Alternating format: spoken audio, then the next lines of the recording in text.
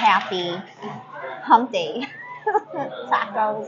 You know the day of the week it is. Okay, it's not Tuesday, but I didn't want to wait to next week to do my part two of the Ultimate Sacrifice series that I have going on for the month of March.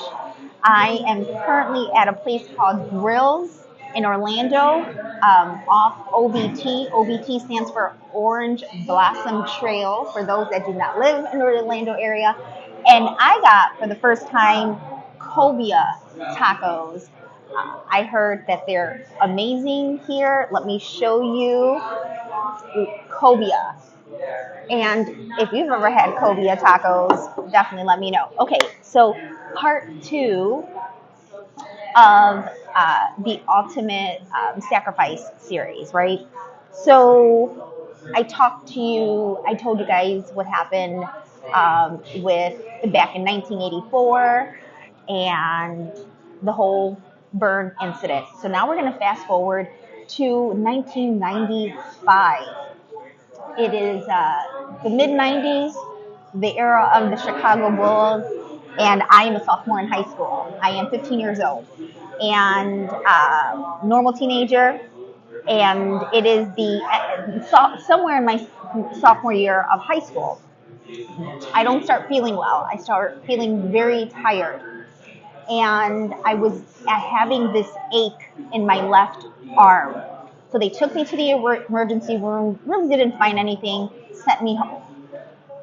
3 months later, I ended up back in the same emergency room because a golf-sized something was growing out of my left arm. And I will go ahead and I should have wore something, sleeveless, and my mic by, okay.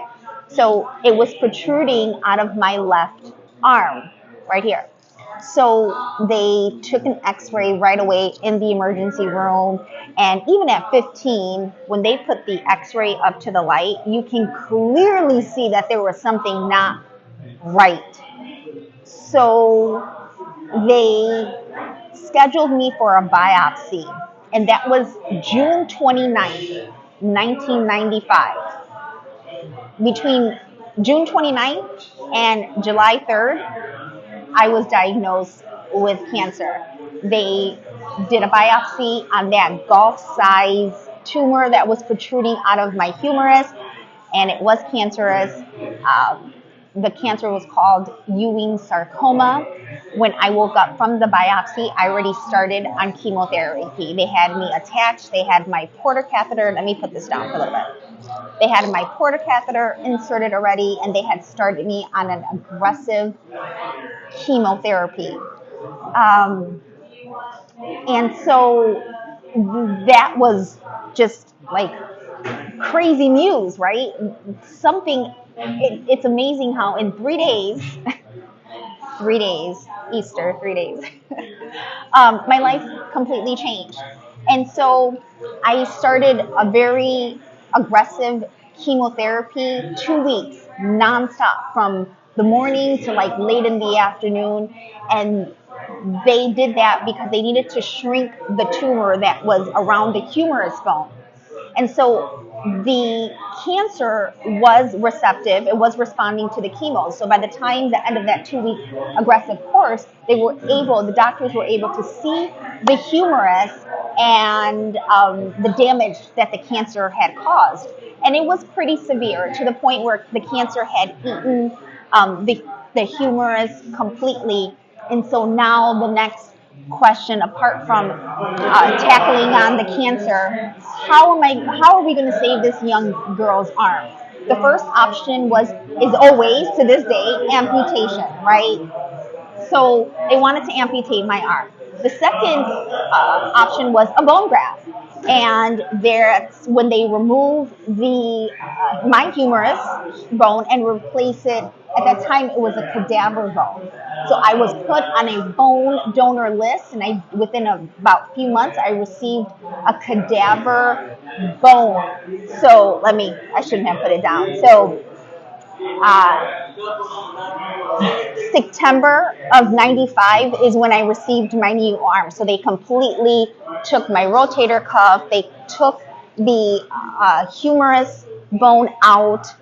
The cancer also had spread into the elbow, so they had to reopen it again. But as you can see, I don't have a rotator cuff. I have I have two metal plates holding it together, and about four screws up here, four screws down here. And that's how I was able to keep my arm. Because again, the first option was to amputate it. So thank God I got to keep my arm because, well, it's useful. But I did lose a lot of range of motion. I don't have, I can move my hand, and this part is mine, but the rest is put together. And so now the next goal was to get this cancer, right? So the next year, chemo, radiation, it was nonstop. And again, my grandmother played a significant role in this life event. She just began to take charge, and I do have to share the greatest memory I have of my grandmother, because God did bless me with the most amazing grandmother. It was one night I was in my room getting chemo, and it was nighttime, and I opened my eyes and I see my grandmother in the corner of this hospital room, sitting on a chair with a light over her, reading the Bible and praying. And that is so important to me because I know that her prayers and her faith and the hands of the doctors and the surgeons and the oncologists, all of them, is why I am here today. And I will forever be grateful to not only my grandmother, but all the medical staff that was a part of my team to helping me overcome my cancer and get to keep my arm, right? It's pretty important. Also, I would like to say after I finally got my new arm, I did have a good year of rehabilitation. It's amazing how your body will react to like trauma, to like change. I had to kind of learn how to kind of walk, because when both your arms don't sway together, you have difficulty walking. And how to tie my shoes, how to get dressed, how the simple things that we take for granted. I had to relearn a lot of those things during my teenage year. So, you guys, I tell you this to give you some more depth about my journey, my testimony. Again, this is the Easter season. It's what I call the ultimate sacrifice. And I know a lot of folks, when they meet me in person, I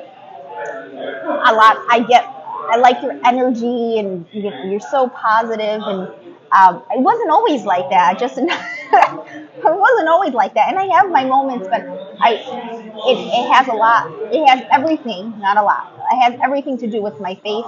I am very grateful to God to be here. I know the importance of waking up and just getting another day of living and another day of life and another opportunity to get better, do better, and be better. And that is because of my faith and my foundation and my relationship with Christ. And with that, happy hump day tacos. Always sending light and positivity to all. This too shall pass. If you have comments, share them. You guys eat your cobia. The waitress had to write it down for me. Cobia tacos. Bye.